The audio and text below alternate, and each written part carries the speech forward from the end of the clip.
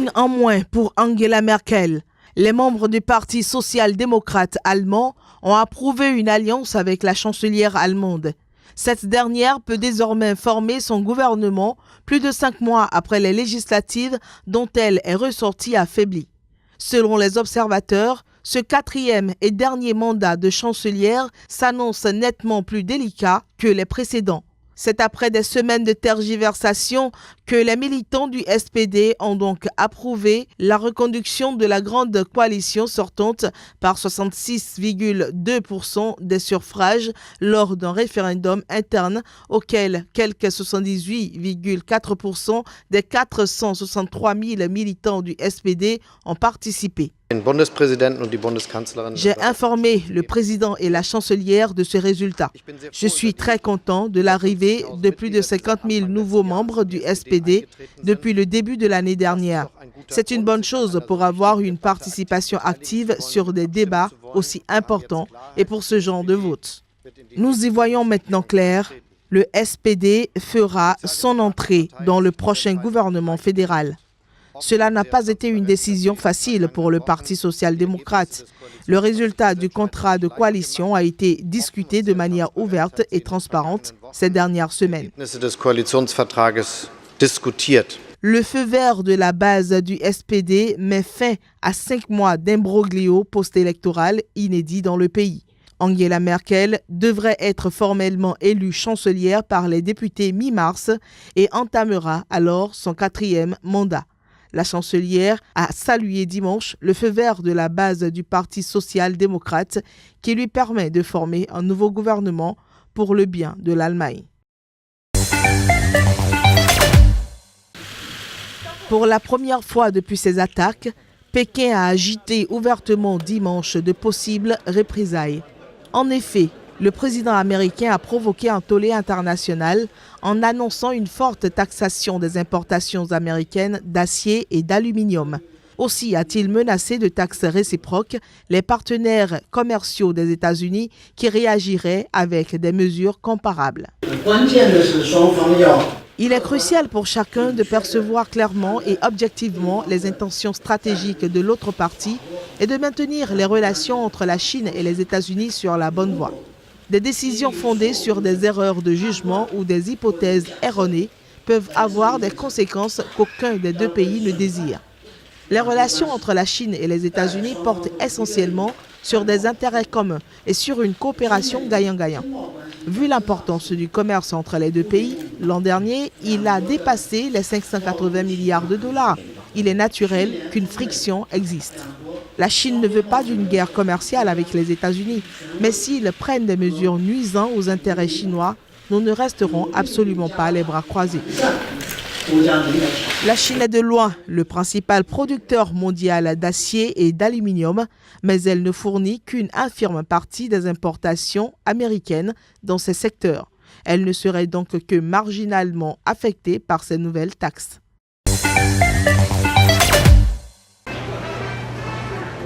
L'opération de lundi a mobilisé 270 policiers et 21 agents sanitaires dans 5 États du Brésil pour un total de 91 mandats. De graves révélations dans ce dossier de viande avariée. L'enquête a montré que 5 laboratoires et les secteurs d'analyse de l'entreprise BRF falsifiaient les résultats au moment de le présenter aux services sanitaires. D'après le ministère de l'Agriculture, la cible principale est la fraude dans les résultats liés à la présence de salmonelle dans leurs produits, certains étant destinés à l'exportation dans 12 pays, 80% d'entre eux de l'Union européenne. Les services du ministère avaient reçu l'an dernier 410 notifications de présence de salmonelle de la part de ces 12 pays ayant importé la viande en question. BRF est un des leaders mondiaux de l'agroalimentaire qui exporte ses produits dans plus de 120 pays, notamment de la viande de poulet. Le groupe avait déjà été visé par la première étape de l'opération Carne Fraca en mars 2017, quand a éclaté le vaste scandale impliquant des agents des services sanitaires corrompus pour certifier conforme la viande avariée. Plusieurs pays avaient fermé momentanément leurs portes à la viande venue du Brésil, premier exportateur mondial de bœuf et de volaille. Élie connaît cette route de montagne par cœur. Plusieurs fois par semaine, il part de Briançon direction le col de Montgenèvre entre la France et l'Italie pour porter secours à des migrants africains après leur traversée des Alpes, dernière étape d'un long exil. On ne peut pas rester les bras croisés dans son canapé et le minimum c'est de les aider, quoi. À cette saison, les températures peuvent atteindre moins 20 degrés.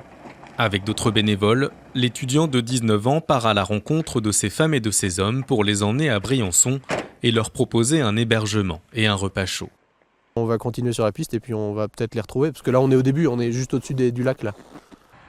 Mais depuis plusieurs semaines, des passeurs tirent profit de la détresse des clandestins en leur faisant miroiter un passage en France contre une grosse somme d'argent. Leur méthode, leur fournir les téléphones de soi-disant amis à appeler à leur arrivée à la frontière pour organiser la suite du voyage. Mais ces amis sont en fait les bénévoles français dont ils se sont procurés les numéros et qui se retrouvent alors bien malgré eux utilisés dans ce business lucratif. On ne veut pas être complice de ce réseau-là, de ce trafic qui est complètement malhonnête.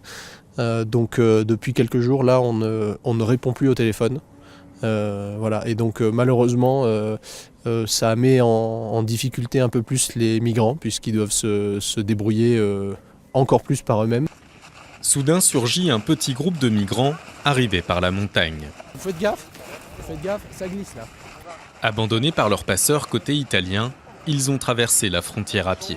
Je cherche juste à savoir si vous avez payé cher pour venir ici ou pas. Non, il n'a pas payé. Tu es sûr que vous n'avez pas payé cher? Impossible de connaître la vérité, mais qu'importe, ces exilés seront conduits au chaud à Briançon, dans ce local géré par des habitants. Là encore, l'ambiance est tendue. L'un de ces hommes admet finalement avoir payé 200 € à une filière pour traverser les Alpes, puis un autre, confirmant les craintes des bénévoles, dépassés par la situation. Arrivé à Briançon avec son fils de 8 ans, ce Camerounais a accepté de raconter sa rencontre avec ces trafiquants d'êtres humains à la gare de Turin. Je sais que tu l'as payé pour nous traverser. J'ai payé 250 € pour moi et mon fils. Il nous a dit que dès qu'il a payé son ami à la voiture, il va nous prendre, nous amener à la frontière. C'est l'ANAC, quoi. Il prend de l'argent aux gens, c'est l'ANAC. Les passeurs peuvent demander jusqu'à 350 €. Ils dépouillent également les migrants de leurs affaires et de leurs bijoux, notamment les femmes, plus vulnérables. Un nouveau mode opératoire pour ces trafiquants d'êtres humains qui s'ajoutent au réseau déjà connu par la police. Depuis l'an dernier, le nombre d'arrestations de passeurs a explosé dans la région. En 2017, on a eu 30 passeurs d'interpellés et 5 ou 6 en 2016, je crois. En tout, voilà. Donc, certains condamnés, d'autres qui sont dans des procédures encore en cours. Les bénévoles français ont décidé de faire front avec les associations italiennes pour tenter de décourager les migrants de s'en remettre aux trafiquants, pour que l'aide apportée continue d'exister sans faire le jeu des passeurs. Lors d'une table ronde à Paris organisée par l'Institut français des relations internationales, le représentant du Haut Commissariat des Nations Unies pour les réfugiés en Libye a indiqué qu'à ce jour, 1334 réfugiés vulnérables avaient été évacués de Libye, dont 1020 au Niger et 312 en Italie.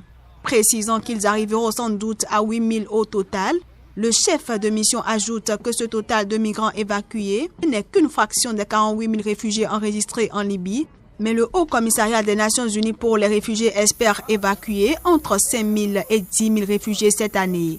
Et pour y arriver, il compte notamment sur le centre de transit qu'il met sur pied à Tripoli, avec une capacité d'accueil de 1000 personnes.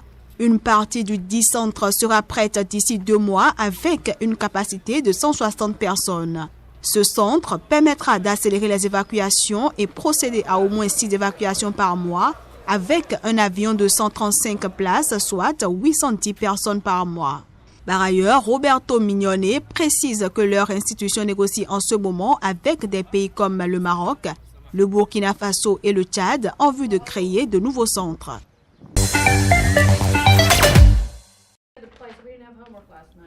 Cours de mathématiques dans une école privée du Maryland. Linda Bragg, la professeure, a inscrit sa pensée du jour sur un tableau d'apparence ordinaire. Mais en cas d'attaque, elle est prête à s'en saisir. J'attraperai mon tableau que je tiendrai comme ça, près de la porte, si j'en avais besoin. Mais j'espère ne jamais avoir à l'utiliser. Le tableau est par balle et doit pouvoir servir de bouclier en cas d'irruption d'un tireur. Dans cette école, chaque classe en est équipée. L'entreprise à l'origine de ce tableau est l'un des leaders mondiaux de la protection par balle. Elle équipe notamment l'armée et la police américaine. Depuis la fusillade de Sandy Hook, qui avait fait 26 morts dans une école en 2012, elle a développé une dizaine de produits scolaires. Panneaux mobiles, tablettes, bloc-notes ou encore ces plaques d'1,5 kg à glisser dans les sacs à dos. C'est une plaque qui peut résister au fusil d'assaut. Elle est environ 3 fois plus épaisse et arrêtera beaucoup plus de balles. Les 2 plaques peuvent facilement être placées dans un sac à dos. Les prix varient de 75 $ la plaque pour sac à dos à 1 000 $ pour le tableau blanc. Dans l'école du Maryland où ils ont été installés, leur présence rassure en partie les parents d'élèves. Le simple fait de savoir que ça existe et qu'ils ont ça en classe, c'est un énorme réconfort pour tous les parents ici. Je pense que c'est une façon proactive de réfléchir au problème et de faire quelque chose plutôt que de ne rien faire. La fusillade, qui a fait 17 morts dans un lycée de Floride le mois dernier, a boosté les ventes de ces produits et relancé le débat sur les armes à l'école. Certains parents ne rejettent plus l'idée d'y voir du personnel armé. On a des agents de sécurité dans les banques, les bâtiments officiels. Je pense que les élèves méritent la même sécurité. Mais je ne sais pas si j'aimerais armer les enseignants. Pour le moment, pas de portique ni de gardes armés pour sécuriser les 500 élèves de l'école qui n'a jamais été confrontée à une attaque. Aux États-Unis, le nombre de fusillades de masse dans les écoles n'augmente pas depuis les années 1980, mais elles font désormais davantage de victimes. Chung Eui-yong, un haut responsable sud-coréen, a annoncé ce jeudi à Washington que le président américain Donald Trump a répondu positivement à une proposition du leader nord-coréen Kim Jong-un de le rencontrer. Cette annonce spectaculaire a été faite à la Maison-Blanche et fait suite à des contacts entre la Corée du Nord et la Corée du Sud.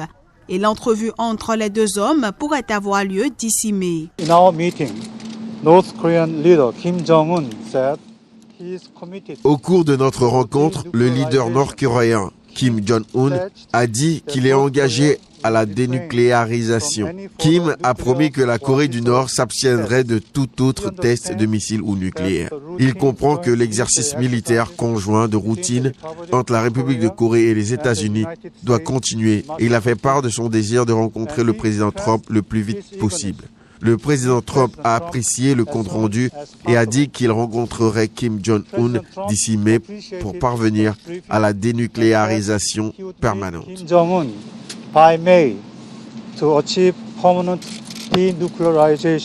Après l'annonce spectaculaire de ce prochain sommet entre Donald Trump et Kim Jong-un au sujet du programme nucléaire de Pyongyang, Pékin a appelé ce vendredi États-Unis et Corée du Nord au courage politique.